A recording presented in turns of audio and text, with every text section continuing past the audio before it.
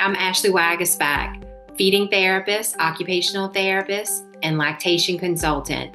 Look forward to discussing all things feeding so that we can support you to bring your little one to their maximum potential so that feeding can be enjoyable for the entire family.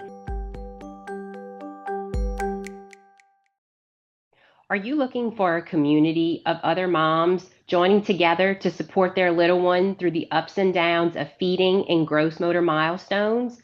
The Thriving Together community is just for you. Find us on social media at Instagram, Facebook, and www.sensorysolutionsTherapy.com to learn more. We look forward to seeing you. Hi, everyone. Welcome to another episode of the Feeding Solutions podcast. Today, my guest is Jordan Morillo. She's out of Columbus, Ohio, but she is the Babywearing OT. She is the founder of Motherhood Therapy Services, and she is the mom of a toddler, and she provides virtual baby wearing support for people all over the world. So I am thrilled that you are on. So welcome. Thank you. Yeah, thank you for having me. It's always great to get in front of new audiences and be able to talk about baby wearing. So I appreciate the opportunity.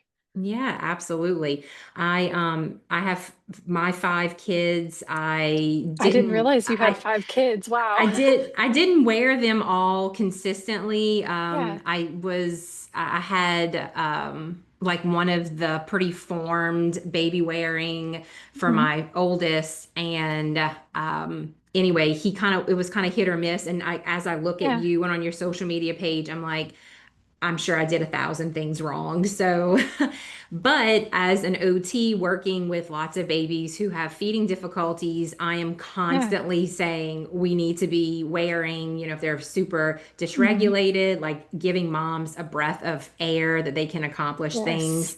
So, I don't have a lot of knowledge and expertise to share with them. So that's why I was like, you're my girl. Yeah, yeah, absolutely. I think it's so cool when especially, I love connecting with other OTs, but just to be able to have our own niches and then collaborate and work together. And I think that's really Yeah. cool. So Yes, definitely. So just tell us a little bit about yourself and kind of why you're doing what you're doing now.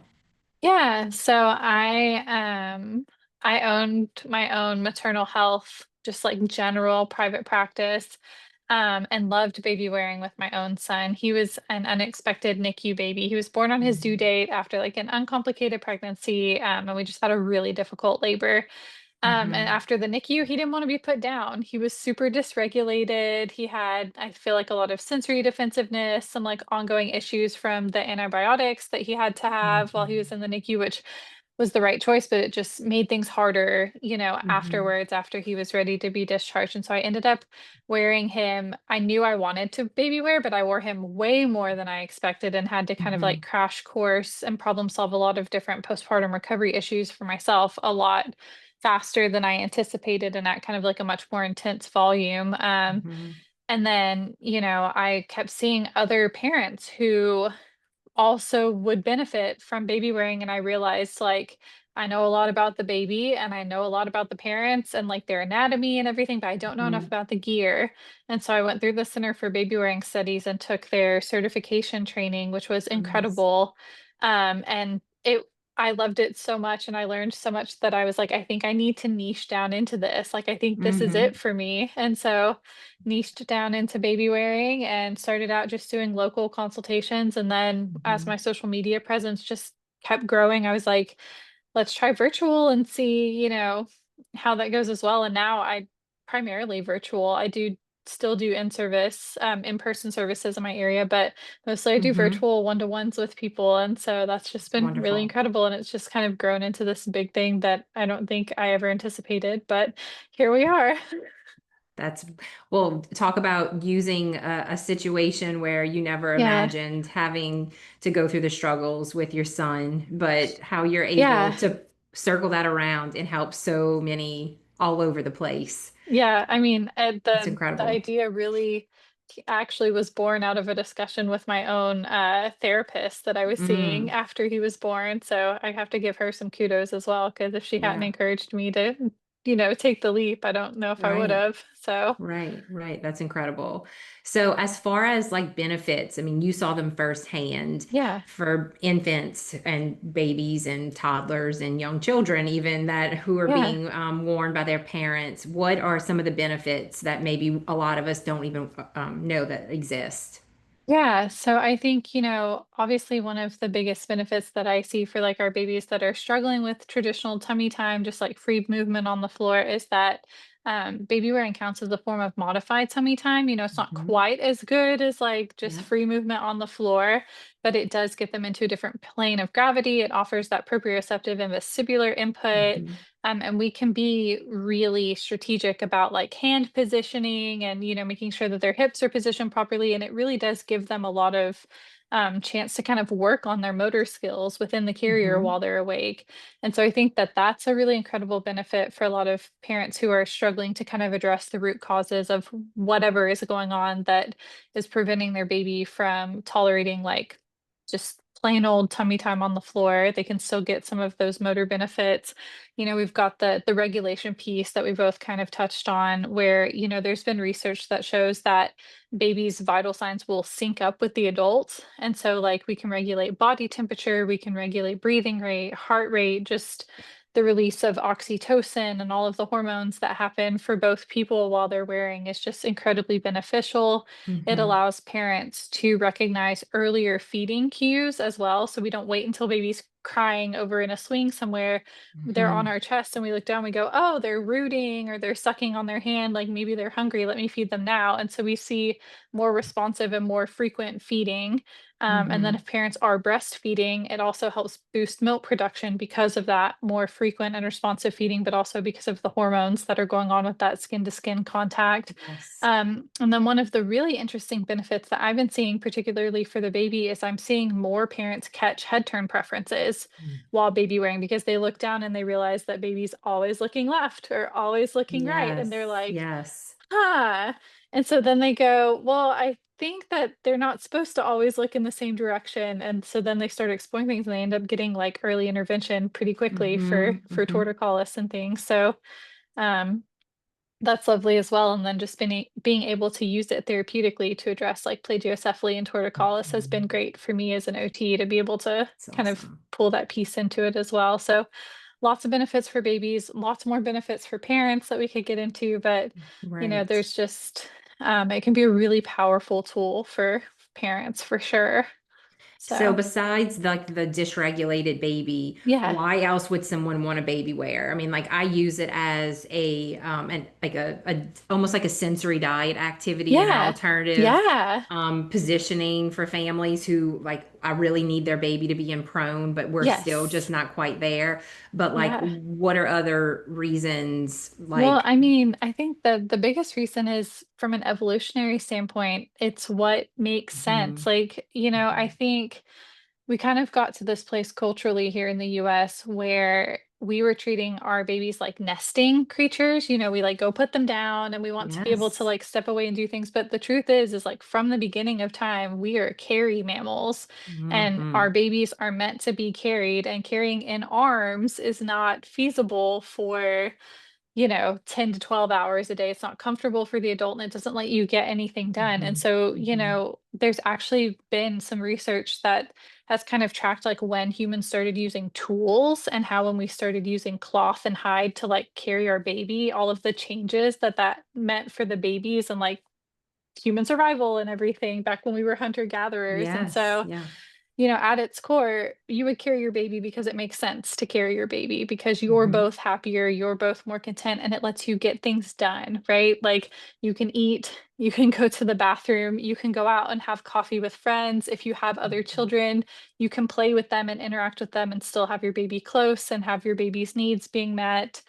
You're not stuck on the couch all day. So looking Hmm. at it from just like a practical standpoint, Right. it's so much better than trying to like use all of these other pieces of gear, and then you have a swing and you have a car seat and you have a bouncer, and those things Absolutely. can be useful, in small Right. quantities as well, but it's Right. just like you're going to Yeah. end up holding your baby. So you Hmm. might as well find a carrier that lets you wear them, and then we could Hmm. get into all of the benefits for the adults, like the decrease in postpartum mental health disorders that we see when babies are, kept close, the effects it has on anxiety and depression. And, Hmm. it's just, And I I also think, go I mean, ahead. I feel like I've recommended it from like a Yeah. maternal mental health standpoint Yes. when I feel like the mom is tapped out, but baby is Yes. super, super dysregulated.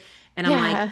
if you just put your baby on you and then your hands are free, Yes. then so not only like what you were Right. just saying about baby being close, but I also feel like moms feel like they're Like trapped when they less touched can't. out. Yeah. Yes, exactly. Well, and there's even been some moms where it's like sometimes we explore that early back carrying with like a woven wrap or med and we put their 1 month old, 2 month old on their back, Okay. with Okay. support, but it's like Yeah. that's even less overwhelming, less overstimulating to have them safely sleeping on your back than it is to Mm-hmm. have them like screaming in your face. Yes, So, I mean, absolutely. there's just so many, yeah, so many benefits, but I definitely think what you're saying about like from the perspective of like just overwhelm and overload for the Mm-hmm. parent, you have Mm-hmm. those babies who are fussy and crying nonstop and just need to be held Mm-hmm. all the time. That gets Mm-hmm. really overwhelming really quickly. And baby wearing can help solve some of that Yeah. while we address whatever's going on to cause baby to be so uncomfortable. So, Absolutely. Yeah. Yeah. So, are there any red flags or reasons why someone should not wear their baby? Is there anything? Not really. The only one that comes to mind is if there's something going on with the parent where like say they Mm-hmm. had like an extremely severe issue during birth where they have an injury Mm-hmm. where like their body just needs more rest and you don't need to be Yes. like carrying baby's load a lot, or if you're not confident in your carrier fit, like if it's Mhm. better to carry baby in arms safely than it is to wear them unsafely in a Safely. carrier. So I think Hmm. That makes the red sense. flags for me tend to be more situational, even like a baby who's reflexy and stuck in Mm-hmm. extension patterns and things like that, or has, high tone or low tone, we can find carrier solutions that work Okay. for them, Okay. with support. So there's not really any big red flags unless they're like Mm-hmm. so medically fragile that, the Right. care team isn't comfortable with it. But I find that that's pretty rare. Like if you're holding your baby, you can probably wear them. So, Mm-hmm. Mm-hmm. but Yeah. So I see that, you're really pushing out like just the truth about baby wearing, like through all yeah. your social media. So like what are some common misconceptions that you get placed in front of you that you're helping families Yeah. I think understand? a lot of it has to do with safety and positioning for the Mm-hmm. baby. I see a lot of people that say, well, their hips shouldn't be so spread out when they're tiny. And it's like, well, they don't need to be straddling the adult's body, right? Like the goal is not to get a Mm-hmm. 7 pound baby's legs wrapped around your torso. Right. The goal is to get them positioned in like a hip healthy way, Mm-hmm. within the carrier against your Mm-hmm. body. And so I Mm-hmm. think there's a lot of misconception around like hip positioning and what's harmful and what's not. And so there's a lot of education to be done there. There's a lot of education to be done just in general with what safe baby wearing looks like, because unfortunately, there are some manufacturers right now that are saying their carriers are newborn friendly and they are not. They're too big and they don't adjust down safely. And so it's really confusing for parents when they have these companies saying, well, this is safe. No Mm-hmm. one is going to think that they're making a product that would intentionally put babies at risk. But unfortunately, sometimes that does happen where the value is in money or marketing or Absolutely. Yeah. whatever over like actual practical application for individual families.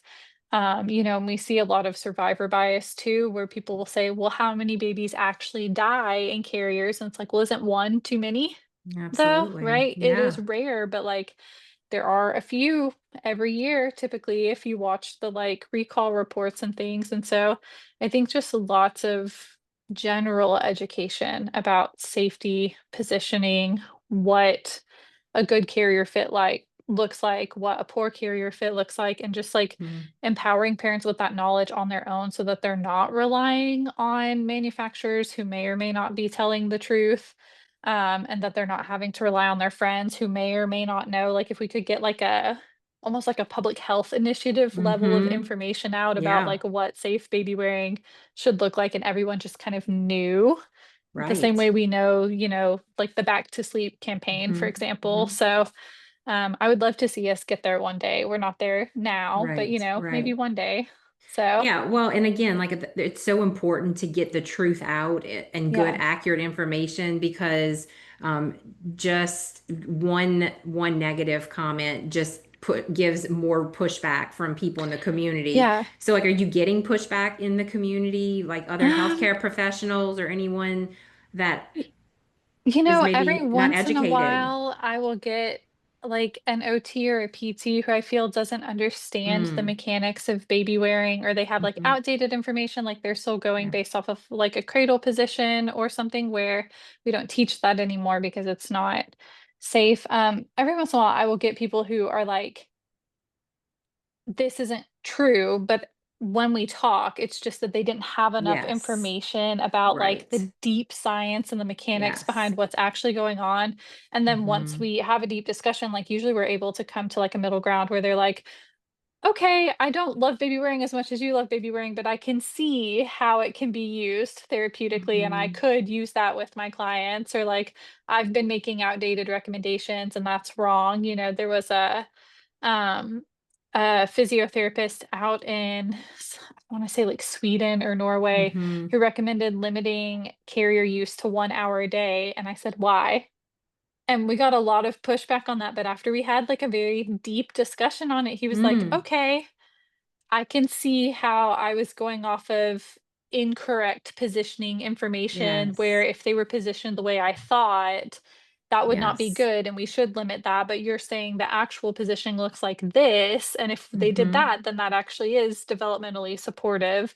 So I think just like, I don't think anyone is coming from a place of malice. I think it's just a Yeah. lack of information because baby Hmm. wearing isn't like a cultural part of what we do. Like a lot of us didn't see our parents and our siblings and our Right. aunts and our uncles wearing, and so there are cultures out there and countries out there where they see that and they don't need all these rules and information in their head because they just know. And we're not Yes. here in the US. We're not at that level, and so a lot of times, like, all it takes is one bad piece of information somewhere or Hmm. one bad experience with a client who had like a negative effect on their baby because they weren't using it correctly, and then you're Hmm. scared of baby wearing for all your clients, or Yes. so I don't Exactly. get much pushback, and I think it's because 'cause I'm so open to just chatting. Like, I'm never gonna be like, "It's Hmm. my way or the highway," like, Yeah. these are the rules, and I'm not having a discussion. But, yeah, I do get every once in a while someone who's like, "I'm not sure about this," and then we talk, and Hmm. And usually like they leave. like normalizing it almost Yeah. like a car seat check. Like you can go to your Yes, local state exactly. police and get your Exactly. children like checked for their proper Right. position in their Yeah, car why can't we have seat. a baby wearing fit check the same way, you know? Yeah, Yeah. yeah. So that was my next question as far as like how a parent decides which Yeah. baby wearing device they wear. But can you maybe explain that in the context of like what a consult looks like with you? Because I mean, I'm sure Sure. you discuss that with them, and that's how Yeah. you figure out which one that they wear Yeah. that they would use. Yeah, so I think, right now the trend for how parents are like deciding what carriers they use is they Mm-hmm. ask their friends, or they Mm-hmm. look on like, like a large registry website will say, here's our top 5 carriers. And like that's how they pick. And unfortunately, a lot of times that doesn't give them a great fit just because every Mm-hmm. family is so unique. And so, Mm-hmm. like, what your best friend and their baby loved might not work for you and your baby. So with me, like when I do a consultation with someone, either prenatally if we're looking at carriers before babies arrived, or like postnatally if they have a carrier and they don't love it and they're looking for something else, and we've fit checked the one they have and it's just not a great fit. There's so many things that go into it. We look at the adult's size, any Mm-hmm. support needs that they have, as far as like if they have any chronic health concerns or injuries, or maybe like postpartum recovery factors. We look at preferences. If the adult's like, I don't like the way certain things feel on my body, or Mm-hmm. Mm-hmm. I don't like to have tight fabric on certain parts. We'll look at that. If the Okay. baby has already been born, we'll look at baby's size, developmental stage, any concerns with them, like if they had a NICU stay or they have torticollis or reflux or oral ties. Mhm. We'll take all of that into consideration. We're looking at the climate where the adult lives and like, do you have all four seasons? Is it really hot? Is it really cold? Do we need to be considering things like that? We talk about lifestyle and goals. Are you trying to wear around the house? Are you trying to wear out? Is it a mix of both? Are you hoping, to be really active while you're wearing? Is it just something you're going to do here and there? Is the carrier going between caregivers? Like, does it need to Ah, be something that fits a diverse range of bodies, or is each that's person interesting. having their own, Yeah. carrier? If we've got a 5 foot Yeah. 2 mom and a 6 foot 4 dad, like Yeah. It's true. that makes things, a little bit more complex. We're looking at, do you want something specific to the stage that your baby is in right now, or do you want Hmm. something that is going to grow with your baby? Hmm. Are you looking for different things along the lifespan or just a single carrier that fits it all in? Most families do well with 2 to 3 carriers, I find is kind of the sweet spot. And then we're looking at things like Okay. budget, Yeah. ethical preferences, do you prefer natural fibers made in a certain country, Hmm. um, woman owned, like anything like that. So Yeah. there's Yeah. hundreds of models out there. There is a right carrier for every family, but sometimes it's a carrier that isn't popular or is a carrier that isn't Ah. well known in the US, but it is the Hmm. best fit for that family, Hmm. So Hmm. it's a really complex process that Yeah. It takes, sounds like you it. know, we really do like a full, almost like a full occupational profile on them and then go Right. from there. So, Yeah, yeah. yeah. So then like so let's say it's a prenatal Yeah. appointment. So baby's not even here yet. Uh-huh. And then they can do a follow-up postnatal and Yeah. then you can So, help them to fit correctly. yeah. Okay. So there's kind of two options. I do packages where people can do like a prenatal and a postnatal, like if they want the one-to-one video chatting, the Mm-hmm. full like in-depth session both times, or all of my consultations come with a month of follow-up support through email and chatting. And so some people just do the prenatal and then once baby arrives, they go, Chat "Hey, I back and put this forth. on Yeah. based on what we said. Does it look okay?" And they send a picture over email and I say, "Yeah, adjust these 2 things and you're good." And that's all they Nice. need. So it kind of depends on, the individual Mm-hmm. families. Sometimes they'll do 2 full-length consultations, sometimes they'll do a full prenatal and then just a 15-minute fit check for a follow-up. So, but I Yeah. always make sure they have some sort of support. I'm never gonna be like, "Okay, we had this one session and you're gonna log off Mhm. of here and then have tons of questions, but you don't get to talk to me anymore." Yeah, It's always like, here's what you absolutely. have, available Yeah. for follow-up support. So, That's great. That's great. So, like, what's something that you wish more parents knew about just normalizing baby wearing? yeah, I think, something that a trend that we are seeing that I'm happy is happening is we're seeing more male caregivers, more Mm, dads, and just more extended family getting into baby wearing. We're seeing grandparents and things like that. So I love that. I wish more parents knew that it doesn't just need to be like the mom or like, hmm. the birthing partner that is the one wearing, that those benefits Hmm. extend to like anyone who wears your baby. Your baby gets Yeah, those benefits and the adults still get like the endorphin rush and the that's so bonding and awesome. all of that. So that's something that I wish more parents knew. And then I wish just more parents in general had access to that like safety and positioning information that we've been talking about. What does it Mhm. mean to protect the airway? What does it mean to have a properly sized carrier? What does baby wearing, does it change as baby gets older, and how do I make those adjustments and what do I navigate? So just more education in general. I think there Mhm. are just still so many unknowns and misconceptions and things. Mhm. So there's just a lot of work to be done, kind of in similar ways as like lactation support and car seats and Mhm. sleep. Like baby wearing's a piece of that puzzle that I think, just especially here in the States, parents just need more support on in general.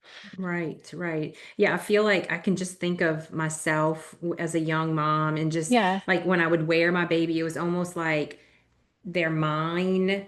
Like it was almost like this protective where Yeah. I never really thought about even for a minute, like, oh, let me maybe let my mom or even my husband Yeah. wear the baby, because Yeah. it seemed like it was like my responsibility. Yeah. So that's a misconception right there, Yeah. And that I it think, has to just be mom. yeah, well, and then too, if you have any postpartum anxiety or anything like that, it Yeah. can be hard to like not want your baby just on you all the time. But Yeah.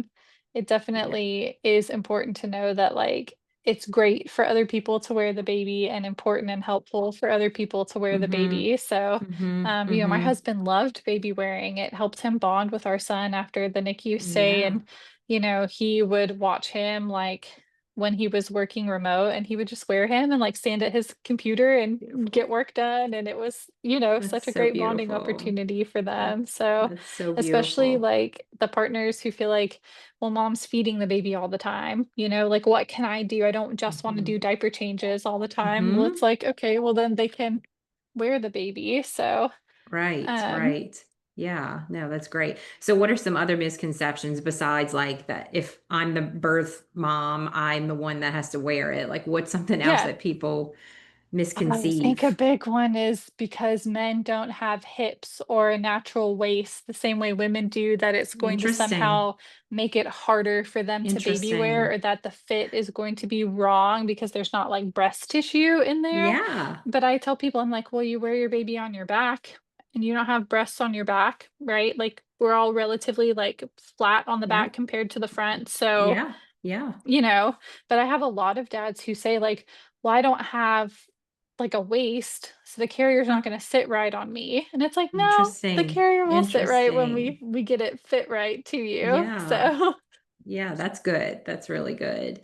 So, if there's something that you wish in your work you could get out to the masses that you wish you could share, what's yeah. something?